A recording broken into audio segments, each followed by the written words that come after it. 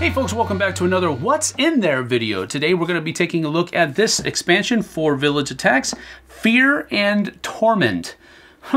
Okay, well, not a very uplifting title for an expansion, but what we're going to do is we're going to crack this open, take a look at everything that you get inside of it. And my whole point and goal here with this video is to show you what you are going to get so that you can make a little bit more of an informed decision as far as whether or not you're going to make this purchase. So let's go ahead, get down to the table and take a look. All right, so as we tear open the box of Fear and Torment here, we see that it's going to come with 4 models and then bases for 2 of them at least.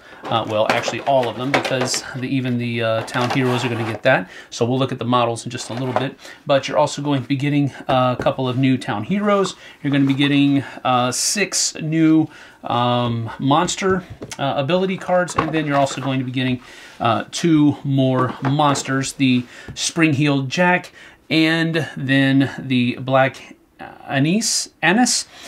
So we're going to go take a look at both of those. Let's get to it. So first of all, here we have the Springheeled Jack, and his latent ability that he comes with here says that each time you enter a zone, you may move up to 2 peasants in that zone, 1 zone in any direction. So when you move into a zone, you can push them away. So you're terrifying them, they're running away and so forth. You can upgrade that by, it says each time you enter a zone, you may move up to 2 peasants or hunters in that zone, 1 zone in any direction. So that's pretty cool. Hysteria here, you can get that for all villagers in your zone are considered to have no type.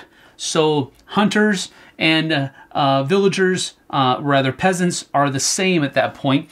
So they have no type, so that's cool. You have to use a magic phase to do that though. And then all villagers in your zone are considered to have no type whatsoever, and the requirement to fire it off is gone for that upgrade. Leap here says move up to 2 zones per movement spent unhindered. All right, so that's cool. You have to use a defense die to do that. And then it says move up to 3 zones instead of 2 for the upgrade, but you still have to use that defense die as well. And then the model is pretty terrifying, I guess you want to say that. Definitely don't want to meet this in a dark alley at all. It is menacing, and it is a very well-designed figure, to be sure. And then here we have the Black Anise, the arcane, another arcane monster that players can take the role of. She comes with transmutation. Turn 1 magic ability or 1 magic die into any other symbol. This does not trigger rerolls. All right, so that's pretty cool. And then the upgraded version of that ability is you can turn up to 2 of your magic into anything that you need. And of course, that does not trigger rerolls either. Iron Claws here says that your first regular attack or ranged attack may ignore the targeting priority order. You have to use a retaliate die to use that though. And then if you turn it over, it still has that. It says that your first 2 regular and ranged attack dice may ignore targeting priority order. So that's pretty cool. Flay says each time you slay a villager, you may move 1 villager of the same kind in that zone, 1 zone in any direction. You have to use a regular attack to do that though. Here though, it says that you can move 2 zones in any direction instead of just 1. So that's pretty cool as well. And then you see that her model is pretty cool. A lot of detail in this, a lot of the feathers back here and so forth. Looks really neat. Of course, the beak is interesting as well. So just a lot of detail, even on the back of the robe or coat of whatever that is pretty detailed. So looks very cool, very good mold. And then the 2 town heroes that come in this expansion are the Battle Mage and the Exorcist. Now the Battle Mage here says Summoned Blades. The Battle Mage's attacks have infinite range. Wow, that's pretty cool. He has 6 hit points, a movement of 1, and does 2 damage to each person. So that's why there's a little dash here, because he has infinite range there. That's pretty Pretty cool. The Exorcist over here has consecrated ground.